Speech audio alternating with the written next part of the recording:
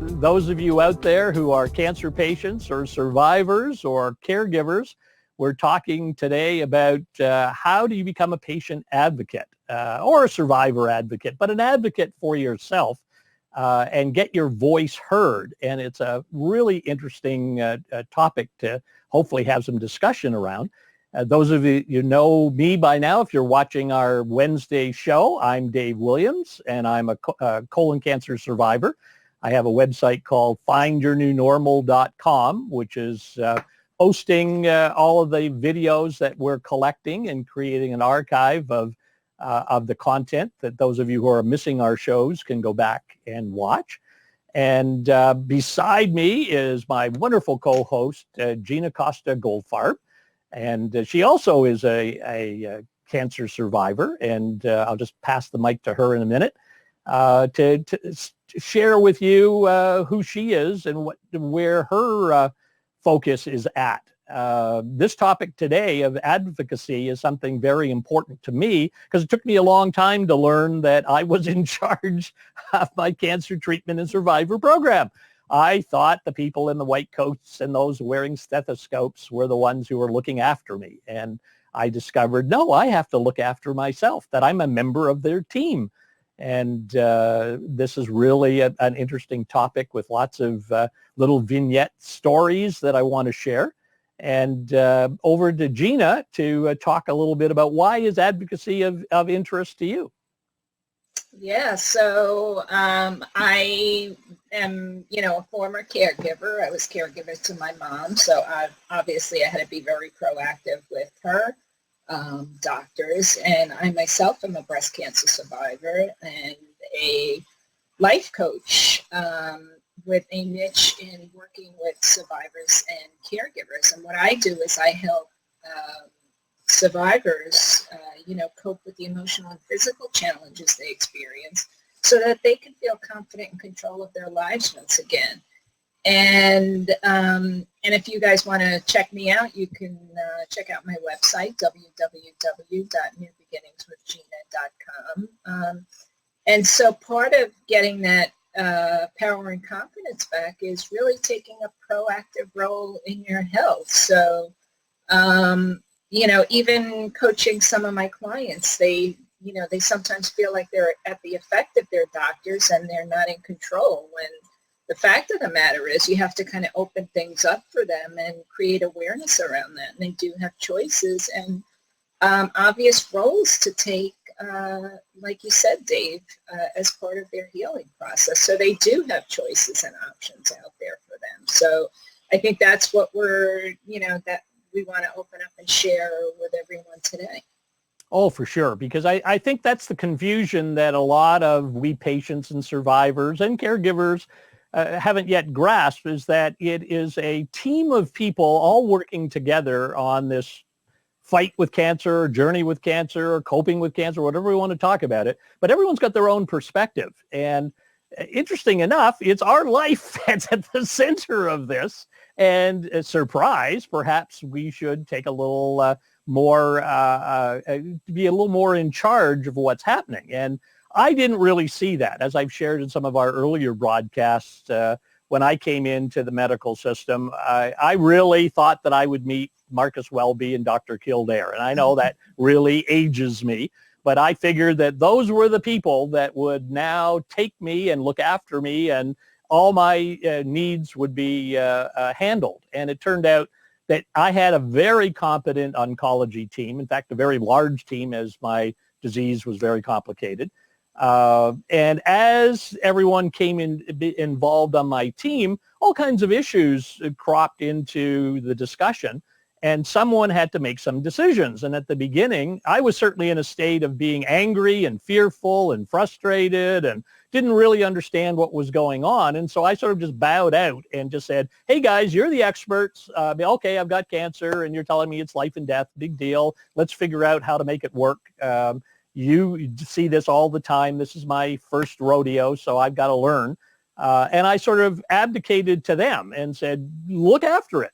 But I discovered as the journey came along that, yes, they were very good at the medical side of things. And in fact, I would not be here if their medical expertise had not saved my life a number of times. I mean, It's amazing the skills that my team had, and I'll be forever grateful with them.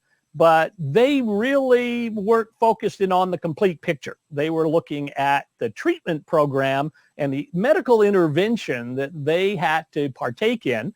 And I very quickly became a chart number. I became something that they had to manage and something that they check a list of activities on. And the consequences of their intervention wasn't taken care of until there was a crisis. And not to belabor the point, their reaction was reactive. If I was in a crisis mode, then they would jump in with psychosocial support or other people to help me. But I learned that I just shouldn't wait for the crisis, that I had to do something to take charge of the journey and what I needed to understand and learn and share. And that took me a while to figure out. Is that something you've seen in the patients that you've worked with or in your own role as a caregiver? Gina, are other people like me where we sort of abdicate at the beginning, but then quickly realize it's our journey and we better start to drive the car again? Well, I think I have, so just from my view of being a survivor, and then I'll share some client stories as well. So when I was diagnosed, obviously my main contact was my breast surgeon. And so what happened was I was diagnosed, originally it was supposed to just be a lumpectomy, but it turned out there were more tumors on one side, on one breast. And so medically, my doctor told me that we were just going to take one breast.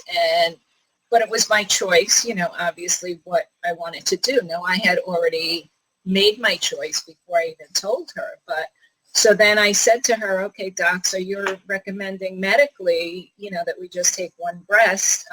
Let's kind of go off the record here and, kind of tell me what you would do as a woman. And she was very, agreeable to that and open. And she said, I would probably have a double mastectomy. And I said, well, that's what I already decided that I wanted to do. And that's what I want to do. And ultimately, so this is where I was my own advocate. And when I came out of surgery, they found more tumors on the one side and precancer on the other side. So really, I'm not a medical doctor, but I basically went with my gut and, worked with my surgeon and told her, okay, so this is what you're suggesting to do medically. This is what I want to do for myself. And ultimately, it turned out to be, the best medical choice. Otherwise, who knows, I might have been in her office again. And, then just from a client perspective, I had a client who had, sort of an aggressive type cancer. She had many rounds of chemotherapy, and she was waiting for a surgery date. And her surgeons were telling her she had to wait like 3 weeks for the surgery date. And she was kind of freaking out, which is totally understandable because you know how it is, Dave. All that waiting is so anxiety provoking. But there was something inside of her that said, I don't know. I can't sit with this for that long. So I'm going to go explore another team of doctors. And she explored that team, and she was going to kind of go with them, but she wasn't really sure. And she had a second date. And then ultimately, again, something from inside her drove her to look at another team. And before you know it, she was having surgery within a week. And thank God, because when they went in there and did the surgery, they found out things, more information, which she was lucky enough to get a lot quicker than she would have had she, waited for people's vacations and schedules to open up. So it's really in our hands. And I think, and originally it's funny with this client because she felt so at the control of her doctors and at the effect of them. And, so we had some coaching sessions and, so after she made these choices, I said to her, do you realize what you've done? You've taken the power back and you're really in the driver's seat now. So, it's amazing the awareness that we can create, especially in that kind of an emotional state, because, as human beings, we tend to not look outside the box, right, and go on autopilot, but especially in this state where there's so many emotions to go through, who the heck, can even think of looking outside the box at that time, but so we have to kind of reach inside and figure out what's best for us. And it doesn't necessarily have to be on the complex issues. And, and again, to put a perspective here, there are issues obviously with the actual treatment program that you have questions on and you need answers to, but it can be very simple things. Now, again, in my case, I had never been to a hospital in my life. And when I came in with my symptoms, I was put into an isolation ward because they didn't really know what was happening to me. So I was into a Star Trek Enterprise bridge environment with all kinds of people and machinery and just was overwhelming. And I didn't know what was going on at all. And my questions at the beginning was, where am I? I came into emergency, and now suddenly I'm into this very strange room, and there are all these machines around me. What the heck is that? And what are those cables for? And who are these people? The very simplest questions to orient me to what's going on had to be asked and get answered, because people just took it for granted that, well, this is a patient. He's been in a hospital. He knows what this is all about. Well, I didn't. And I needed to say, well, so why am I in this isolation room? I thought I had excessive diarrhea. Well, we can't really give you all the medical information, but we're going to do a lot of tests. I said, well, what kind of tests? Well, you don't need to know. We're the experts. When we do this, we'll tell you what the results are. And, well, I'm an information hound, and I was in a very strange environment. So I had to learn very quickly that the smallest of things I had to learn to ask. And I mean small things. When they decided to move me from isolation to the ward, and they said, we're going to move you. I said, you're going to move me? I thought I was here in the hospital in this room. Oh, no, we're going to put you on another floor. Well, what's that floor like?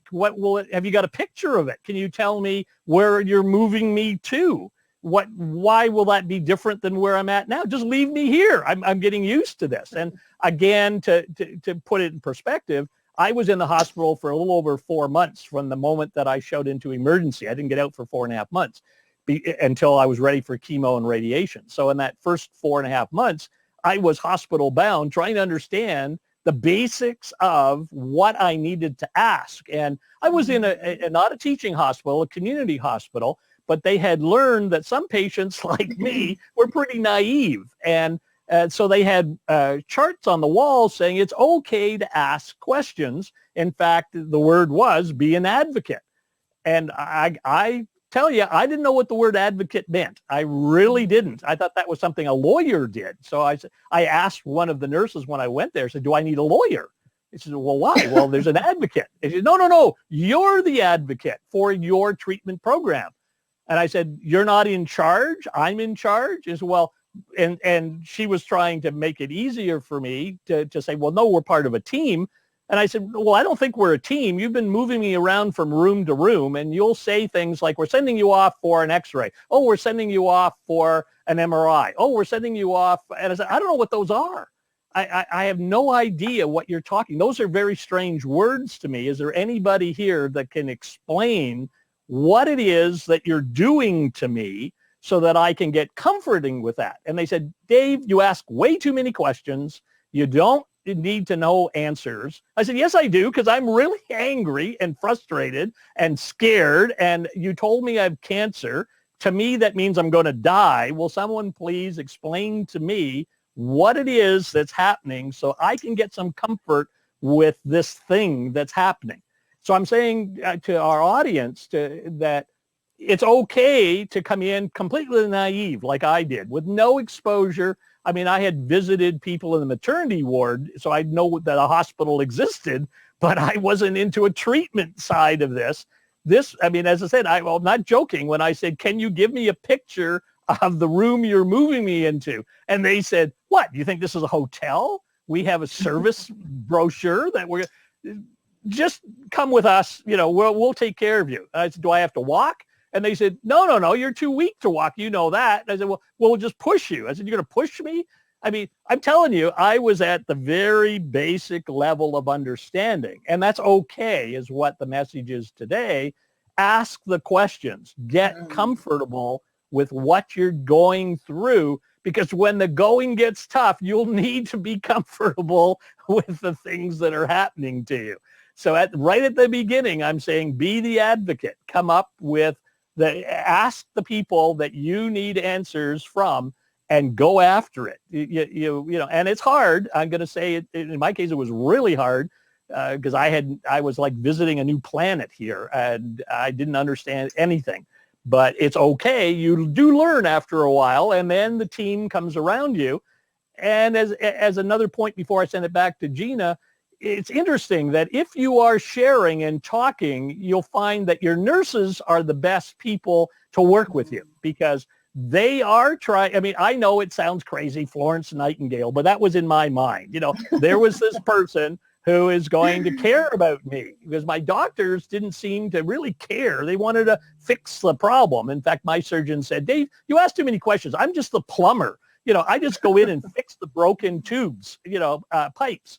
But when I got to the nurse, when I finally got a relationship built, then things started to coalesce and I became more part of the system and started to flow it through. So asking questions and building relationships are the first 2 points I want to make sure everyone out there is hearing, because that's certainly 2 things you've got to understand when you jump into the treatment program.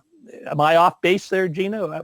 I'm no, rambling, absolutely, absolutely right on point. And let's take it to basics and let's put cancer aside for a minute. So you just go into your internist's office and, you know, you're not feeling well and you say, oh, doc, I'm having a little back pain, and he examines you and everything, you know, looks right. Your vitals are okay. And, you know, he might send you on your way unless you say, well, doc, you know, I'm having trouble breathing, I'm this, I'm that. I mean, we also have to learn that, and, you know, it's not that we're bashing doctors, rightly so. What you said, Dave, is they're there to do their job, one job, but it's also up to us as the patients to speak up, to ask questions, to tell them everything that we're experiencing, whether it's physical, emotional, mental. I mean, we've got to talk to them. And I think, you know, you hit the nail on the head with the nurses, and I have a best friend who's a nurse, but also I think the nurses get not only, you know, do they get the medical, but they get the psychosocial, you know, so much more than the doctors, because they have to deal with things that the doctors don't have to deal with on a daily basis. So they're kind of immersed in it, so they get the patient a little bit more. Just an experience that I had, and I think also the doctors are really under so much pressure, and again, rightly so, because they have people's lives in their hands. So after I had my double mastectomy, I developed a blood clot, and my doctor was off. I mean, he must have worked, you know, a certain number of hours, and he was done, and I had a covering doctor come in, and this thing was growing and growing on my arm, and I was getting really nervous because I thought I was half, you know, past the point where I was ready to start healing. And I remember the doctor coming in and looking at it, the covering doctor, and saying, and, you know, looking back, I know that he was probably stressed. He was covering, you know, he's probably doing surgeries all day long. And he looked at it real quickly because obviously he was in a hurry. And he said, okay, I'll see what I can do, but I don't know if I can fix that. And he left. And I went into a total panic. And I was like, are you kidding me? I just had my breast cut off. Now you're telling me that I have this hematoma and you'll try to fix it? You don't know if it's going to work. Like, what the hell? Bring him back in here. So, you know, so obviously I was anxious and I was a little angry. And so I started talking to myself. And I said, when he comes back here, I'm going to tell him exactly what he said to me. And I'm going to find out what's going on here. And he came back in when I was, you know, about when they had a room, you know, operating room ready for me. And I said, hey, and he seemed a little bit like he was in a different disposition. So maybe he had calmed down with his, you know, whatever. He was finishing up his surgeries. And I said to him, hey, doc, do you realize what you said to me before? And he said, what did I say to you before? I said, you said you think you might be able to fix this. And he totally, you know, stood back and was like, you know, I'm so sorry. I didn't, you know, like, obviously he didn't realize what he said. but he's human also. Yep. And, and me, I had to express it to get those emotions out. And he was like, no, I'm sorry. We're going to go in and we're going to do this and that and the other thing. And it was just like, if I didn't say that, I probably still would have came out of that second surgery with a lot more emotion. So I knew I had to stand right up to this guy and express myself. I wasn't looking for a fight, but I just had to kind of remind him of what he said to me. So not only for me, but for the next patient. I mean, we're all under stress. We're all human beings, but, try to be aware of what's coming out of your mouth. I'm in a situation here where I'm completely afraid and emotional, and you're telling me you think you can fix me? I mean, so that's where... Well, you have to take charge of that. You have to be, you've got to take responsibility for what that dialogue is going on, because you said they have a job, they have a perspective. You're one of 300 people they're seeing. And so you've got to figure out, how do I get attention? How do I get my questions answered?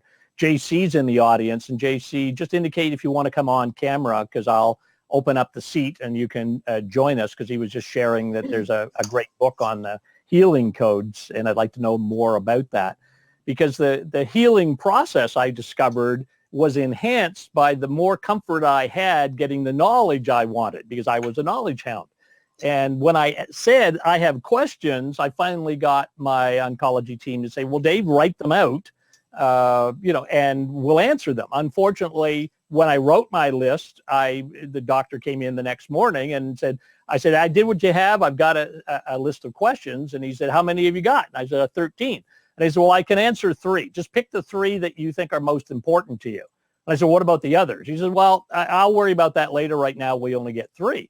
Well, it was not sufficient to me. I had to learn right then that I had to get answers, or I wasn't going to heal. I wasn't going to move forward on the journey, and I needed to find other resources in the hospital. And I was lucky enough to have built a relationship with the night nurse, and I was able, at 2:00 in the morning, people will talk to you, and I'm sitting there, and they said, what can I do to help you deal with some of these issues? And I said, well, I want my questions answered. And the nurse said, well, what I can do is I can bring the chaplain in, and the chaplain can help you with this process of getting information. And I don't understand that. It's not a religious question. This is, how do I get answers from my surgeon?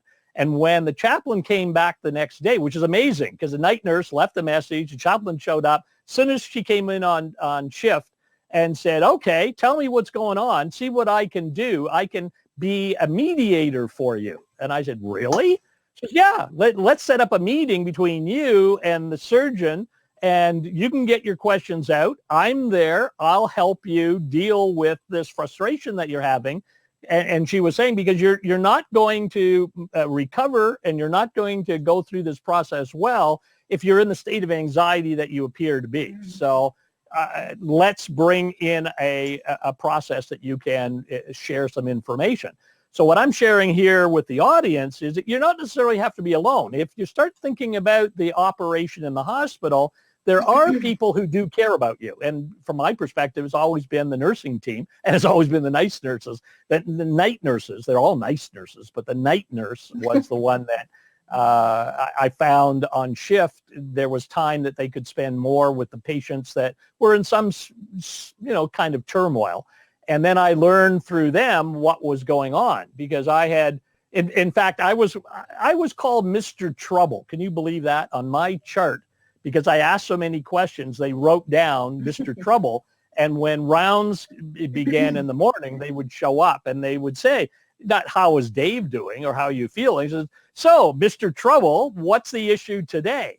It was just a very confrontational situation that I had created for myself. And I needed to quickly learn to change that and be an advocate for my needs, but work within the team to get them to appreciate my distress and get me into a state of comfort with what was going on. Because my system was getting more and more difficult as we progressed, and I needed to find a way to work with the team. Did you find the same thing, Gina, that you had team members that you could rely on, and they could come into the discussion with you and your medical team? Well, for me, you actually raised some good points there. For me, I think I had so much exposure to cancer, that I really didn't have as many questions as you Well, did. that's Don't true. forget, I was caregiver to my mother. Yeah. I saw my sister go through breast cancer. But what I do want to point out to you, something that you said, which was very important, is so in coaching, you talked about, so you were stressed and you had all these questions and you needed answers to them. And in coaching, we talk about, catabolic energy, which is draining, and anabolic energy, which is healing. So you had all this anxiety inside of you. And one of the things that we do in coaching is we try to reduce that stress and anxiety. And some of the ways that we do that are getting those questions answered, or journaling, or, asking more questions to figure out what's really going on. So again, this is why I think you and I are here, because I think part of our mission is to, sort of reform healthcare a little bit, and to get the message out there that, we don't only need doctors and nurses and chaplains. We need social workers on hand. We need coaches. We need therapists. We need psychiatrists. We need all the modalities in there and at our disposal, because this isn't only a medical thing. And you know what? When I'm out of this hospital, I'm going to need something to help me, adjust as well. So, and I think it is a system, isn't it? I mean, what I learned only recently, last couple of months, is there was a group of nurses that are RNs who act as patient navigators. And I wish I had known that during my treatment program.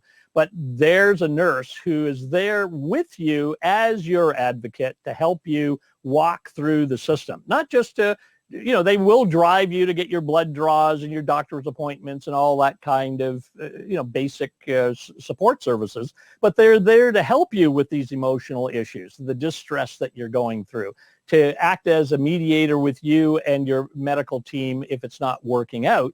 And then, as you say, after you're discharged and your medical treatment program is under some stable side and a nurse navigator isn't required, then a coach is someone that you've got to look forward to, because the Cancer Experience Registry, has identified 17 areas that you have to look at change and adaptation around, whether it's diet, mobility, lifestyle, body image, personal relationships, sexuality, finances. I mean, there's this huge range of issues that come in that have nothing to do with the medical treatment per se, but need you to start getting a new mindset of who you are, where you're going, who you're going to be. And you have to know how to take charge of your new normal, your new life that you're creating. And a coach is one of those valuable resources. So I was quite surprised that during my journey, although it was only a couple of years ago, I wasn't aware, because it was my first entry into the medical system. So I didn't know anything that said Marcus Welby was going to save me. But it turned out that no, I was going to save myself once I learned what was going on and figured out how to interact and be my advocate, get my questions out there. And now today, if I was doing it over again, I'd make sure that I got a nurse navigator through the treatment program, and definitely have a cancer coach working with me in my transition from patient to person. But it's all about me taking charge, getting my voice heard. And you can make some mistakes, but some of the mistakes can be valuable. I actually canceled an operation. I mean, I learned you don't do that. But I was having some real questions about what they were going to do to me in this bypass surgery that they had scheduled. And I had asked on my question list, so what is this operation? What are you going to do? When is it going to be? How long is it going to take? What is it you're trying to accomplish? And, how am I going to deal with it when it's over? And I was just shut down and saying, you don't need to know any of that. We're the doctors. You're the patient. This is what we're going to do. Well, it just got so stressful that an hour before surgery, they came in to take me down to the room. And I said, I'm not going. I'm not going because you haven't answered my questions. And one of the simplest questions was this was a temporary colostomy, and they were going to put a bag, they said, on my abdomen. And I said, what do you mean a bag? Is that like a vacuum bag in my Hoover? What is that bag that you're giving to me? And they said, oh, well, it's not a bag. It's an appliance. I said, so you plug it in. It's like a toaster. What is this that you're going to be doing to me? And I thought those were reasonable questions. And when they came to get me, when the porter was there, I said, the only way you're getting me out of this room is to chain me and carry me down, but I'm not going. Well, man, did the world change at that point when everybody on that floor came in, the charge nurse, the oncology nurse, the surgical support team. I mean, how dare I cancel an operation? And I said, well, you didn't answer my questions. And they said, well, then you're just going to have to die. And I said, that's my choice? I can go to the operation and this bypass will save my life. And I don't understand why, because you haven't explained what you're bypassing. Or, I can save, or I don't go and I die. And that's the end of this. And they said, you make your choice. We get the team ready. And this is your only chance. And I said, so if I said no, 2 days from now, I can't change my mind? And he said, no, you can't. You don't get to choose when or you can or cannot get an operation. So okay, I'm not going anywhere. And I just stayed there. And well, it turned out that was all just part of the process to get me into the operating theater. As I said, the red lights were all over the place. And the next day I was visited by everybody, administrators. I mean, you would not believe the people that I met because I had dared challenge the medical system. Now, the good part of my anger and frustration and so on is immediately I got the answers that I wanted, and I got the psychosocial worker in because it was, well, this guy, has got a psychological problem. I mean, he's obviously, we can't put him on a table the way he's thinking. And so I got assessed. I mean, it was just amazing attention that finally came when I, hit the wall of the system and decided and I said to them, they said, what are you doing? As I'm reading the sign above my bed, it said, I am the advocate for my treatment program. You've said that I don't need a lawyer, that I'm the advocate, and I'm saying no. And well, then, everything changed from that point on. And although I was now really labeled as Mr. Trouble in big red letters on my chart, it was quite amazing that was their perspective of me. And I was just an interested patient trying to figure out what was happening and how to survive. And I quickly learned how to do it. So the message I'm trying to give the audience and the people who will watch the replay is you can be in charge and you can make some pretty drastic moves, but you will, if you're on that track, eventually find a way to get the answers that you want and take charge of your program so that when you now move out of the treatment program and you return into being moving from patient to person, you got to get your independence back. You got to get your control back. So you're giving up so much to survive in the system, and then you got to get it all back. So the more you learn how it all works and the more you understand how you contribute to the end result as a member of the team, the easier the journey is going to be. So there I ranted away on that. But Dave, and I'm so glad that you shared that story because, so it didn't have to come to that. So you were asking questions and you were asking simple questions. I mean, it wasn't like, yes, you weren't in good health, but it wasn't like you were trauma, who they had to rush into the ER. Just tell me what the bag is that you're sticking on. How big is it? All they had to do was take like 5, 10, 15 minutes to discuss with you what was going on. And you would have saved them all a lot of money if they would have, just stopped for a moment and had those conversations with you. You had to get all angry and out of sorts, which was great. And, luckily you did because ultimately you did get your answers. But had they been in the right frame of mind, they might have answered some of your questions and there wouldn't have been a need to pull out all the fire trucks and everything, that they did to kind of calm things down. So again, that's where the disconnect, I think, is there, to stop with the medical for a moment and to listen, to hear the patient. They weren't hearing you. And all you wanted to do was be heard and you wanted to get some answers. And ultimately, you got those answers and you made a choice to go into the surgery. And it changed the whole treatment program because the nurses now looked at me as some kind of champion because I challenged the surgical team that were gods. In fact, one of the nurses said, well, you know what an MD is. And I said, what's that? She says, a major deity. And I said, oh, now I get it. That's what an MD is. And there was so many politics and so on. The fact that a patient challenged the one lead surgeon. And in fact, he had told me, how dare I cancel the operation? Do you know that my wife canceled a dinner with family and friends so that I could be here to work with you? And I said, I don't really care how your wife feels about my operation. But his perspective was, how dare I interrupt his schedule? Well, from that day on, everyone started to be part of my support team. The nurses were there every day giving me extra treats because I challenged the God that walked on the floor. And you know what? You were probably the voice that they wanted to be. They wanted to challenge the doctors too, I bet, but they couldn't go above their authority. So, you can get your voice heard. Yeah, and you managed to change the energy, of what was going on there.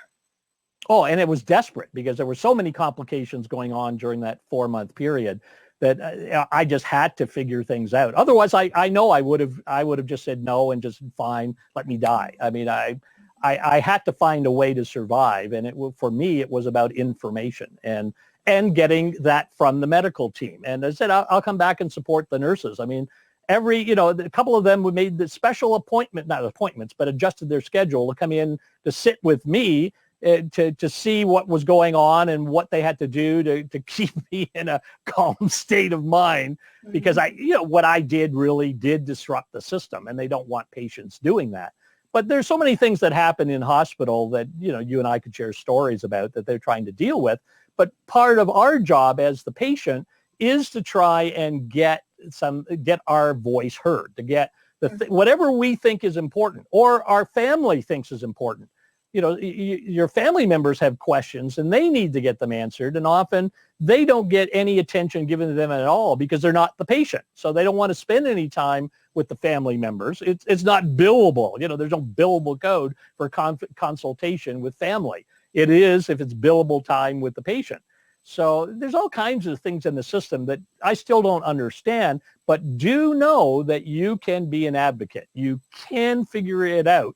And I know I would go back into the system quite differently now that I've seen it. I mean, I was in that for 15 months in the hospital world, and I learned so much about how it works and what to do, and would love to be part of the welcoming committee to a patient coming in and saying, here's the pictures of what's going to happen, and here's what the room is going to be like. And I mean, here's the food we're going to feed you. I mean, the simplest of things were not things that I understood. And they're not stupid questions. I mean, knowing what you're going to feed me is important. And when I received, stale bagels or a frozen egg salad sandwich, I would not accept that, and it's okay to do it in a nice way. And I found the way to do that. As people heard last week, my nurses ended up getting me popsicles because they wanted to make me happy.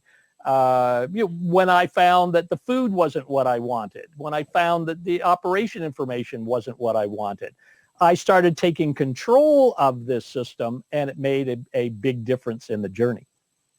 I hope someone joins us in the chat here and wants to come on camera and talk more about being an advocate, and because we'll gladly turn on the camera. Otherwise, it's just Dave and Gina having another conversation. Which is fine. So there's a point so you asked me, what I learned throughout my journey. And obviously you didn't have this part of the experience because you went right into the hospital for something else and it turned into more. But so I think there's a time too when you start asking questions. So for example, when I got my initial diagnosis, and, knowledge is power, but I started doing, even though I had all this whole information and I had been in libraries looking for clinical trials for my mother and, had all this information. So when I was diagnosed, I started Googling stuff and looking at my pathology reports and, jumping to conclusions. And, we all have the right to do that, but I think the right time to do that is, so when you do see your doctor and really, so being an advocate is also I think means being in partnership with your doctor. So, obviously I'm not a medical professional. So when I read all these words and Google all these words, I'm going to get stuff that's going to jump out at me until I then, discuss the facts. So that's where you can get the power. You can do the research and ask questions around it, but don't jump to conclusions until, you go over it with your doctor. And then also, so in terms of treatment, realizing that you can do conventional, medical treatment. And, when your doctors are telling you that's all we can do, or there's no more that we can do for you, well, then, then it's time to brainstorm and look into other options if that's what you choose, so alternative treatments and, going to other parts of the state and other parts of the world if you can do it and afford it. So, I think there's timing also in asking those questions. I mean, for you were totally, entitled to react in the way that you reacted, but and luckily you did, because you got the answers, and you ultimately formed a team with your doctors and caregivers. And unfortunately, you've got to find new teams, because as you're just raising the issue is that your questions don't end. I mean, we live with cancer all our life. It isn't, I broke my arm, they put some pins in it, and it repaired itself, and now I can use my arm.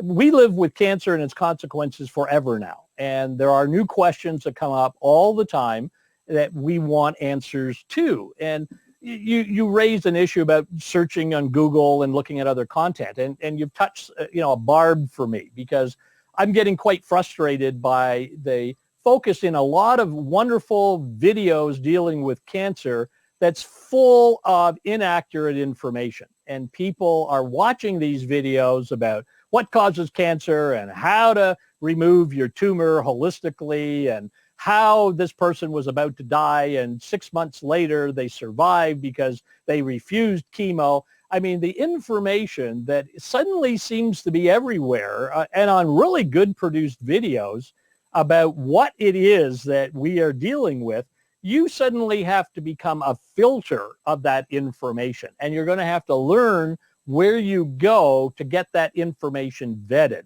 In fact, that may be something you and I do, Gina, sort of create video lists of things that are accurate by people, by credentialed people, that is worth listening or watching to, and stay away from all the other things. One of the downside of Periscope and Meerkat and all these streaming, I'm now seeing cancer patients streaming their hospital on their smartphone and providing information to everybody around, and a lot of that information isn't correct, and it is misleading, and it creates anxieties in other people and misinforms the caregivers. So because we're embracing all the new technologies, information is going out everywhere, and I think to have your voice heard, you have to have questions, but then you have to ask those questions to people who have the right answers that are in your best interest. And just because the person is a doctor, a credentialed doctor,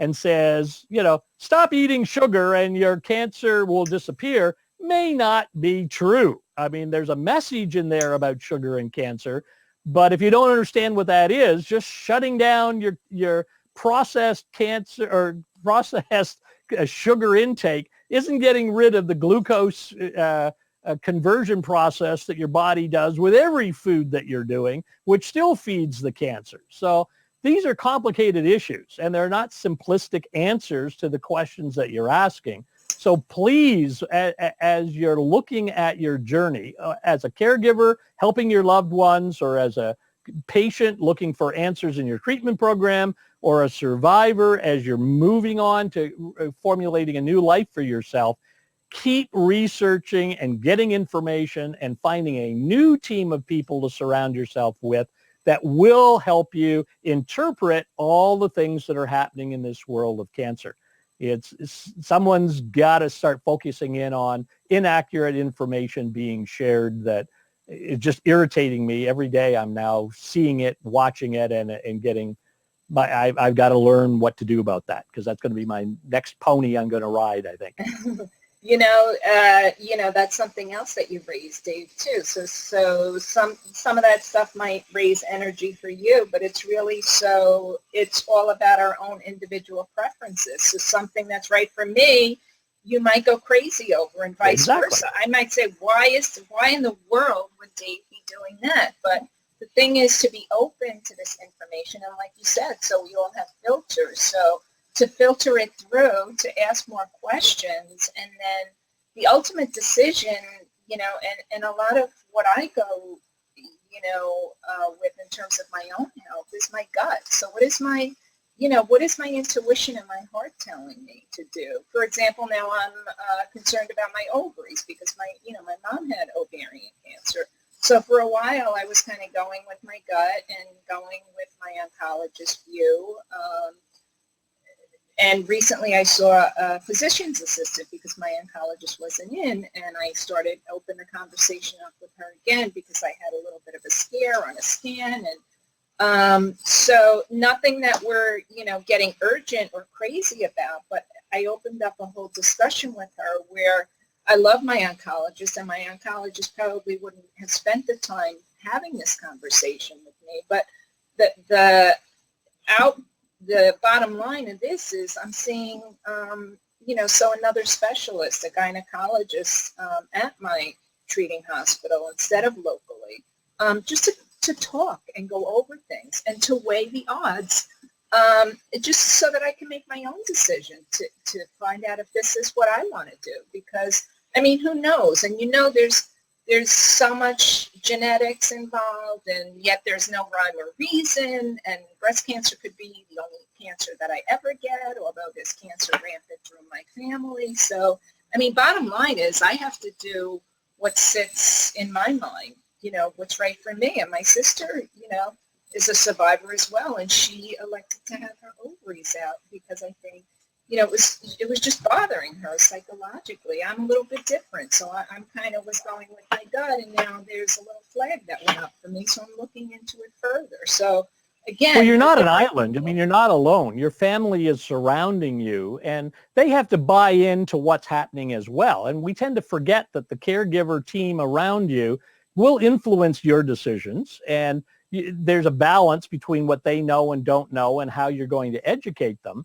And often they haven't understood what the problems are that your oncology team has asked you to deal with, and it frustrates them, and sometimes it gets in the way. I had, as part of my treatment program, a high output ileostomy, and I was dumping out about 2.5 liters of fluid every day, and that was a big concern. I was constantly being dehydrated. So the hospital let me go home with home care, but gave me a diet that said, eat lots of corn chips, Fritos, potato chips. Just about every junk food that everyone would say you can't have. And that was what they needed for good reason. And when my family saw that and saw that I was eating all of that, they said, you can't do that. And they took it all away. And I said, but I need that. This is what I need. This is part of, no doctor would ever ask you to eat corn chips, Fritos, and potato chips. Sorry. And I had to literally call the hospital and have them email an okay with the nutritionist signature on it that said, leave Dave alone. This is what he needs to do. And that's only because they were out of the loop. They hadn't been taught. They had to be educated as well. It wasn't just me. There was other people in the process. And so I'm saying, to get your voice heard, it's not just your voice, it's the people around you's voice that has to be part of this process as well.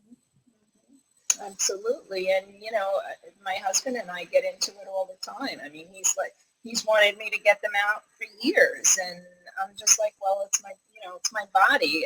And, I have to remind him, because even when I had my breast removed, and we were talking about reconstruction, and I always thought, of reconstruction. He said, I don't care what you do. I don't care if you don't have boobs. You don't have to go for the reconstruction. As long as you're alive, that's all I care about. So now I have to kind of remind him that it's my body, in terms of whether or not, I understand what he's saying. He wants me around, but I'm going to make my own choices and, choice for the family, to see if I really want to have this done. So yeah, and it's about communicating all that openly.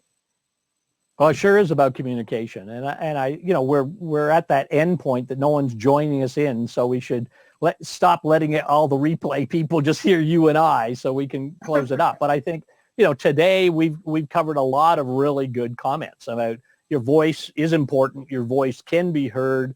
There are people that you can reach out to get that get your questions answered. There is a team approach. There is a family surrounding you that also has to be part of this mix, that you are in control. You're not isolated and letting everyone else, whether it's the medical side or just the basics of show me a picture of the room that you're putting me into. You got a whole range of information from simple to complex that comes up. And it doesn't end at discharge. It carries on through survivorship and carries on after you think that you're well and whole, but cancer is there and you still have other issues that will come up. So we're on this complete journey where you need patient navigators, you need coaches, you need your oncology people, you need your family, and you are the orchestra leader putting all of this group of people together to get your voice, or as I think of it, the song played, heard, and appreciated. It is a unbelievable thing that happens to us. And if we're all playing the notes in the right way at the right time, the music is absolutely amazing. And if suddenly it isn't, it's a cacophony, falls apart, people rip up their sheets and go home. So I think we've got to understand what we're doing and be sure that our voice is heard. Your closing comments, Gina? Yeah, and perhaps maybe an idea for another show as well. So it's also, you mentioned it before, so it's not only about the cancer and the related healing around that. So it's really about creating well-being in all areas of our lives. Obviously, after we, put the fires out and take care of what we need to. So like you said, relationships, financial, career, well-being, in health. So with me with the breast, but then when I'm done with the breast, checking out all the other body parts. So I better take care of the other parts too, because something could go wrong. So literally creating well-being in all areas, spiritual, mental, emotional, financial, so that is just as important as well.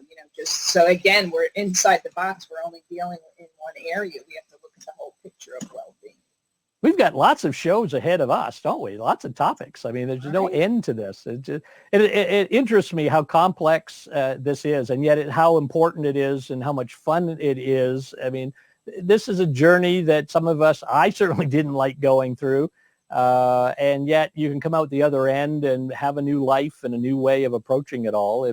And we're here to start sharing, a perspective, and hopefully we'll get an audience who wants to participate with we two. And look at you, you're a puppy now. You're not the difficult patient anymore. I'm not Mr. Trouble. No.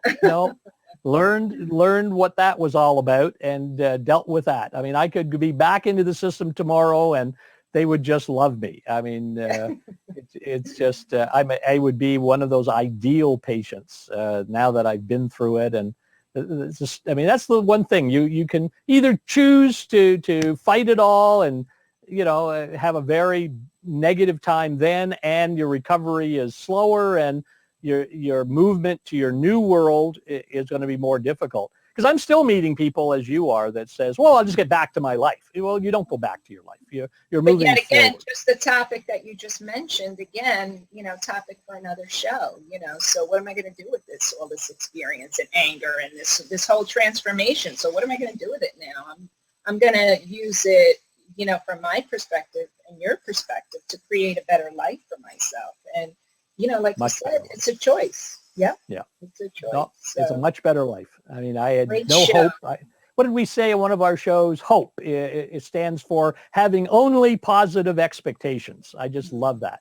And, I didn't have any hope when I entered the system, and now my life is just full of hope. And it's all because of the understanding of what the journey is. And that's why we're putting these shows on. So people who are watching us, please send us some comments and visit my website, findyournewnormal.com. I type that in the text chat. Gina, put your website, New Beginnings with Gina, type that into the text chat so that people can have the hyperlink to your site and visit you for more information.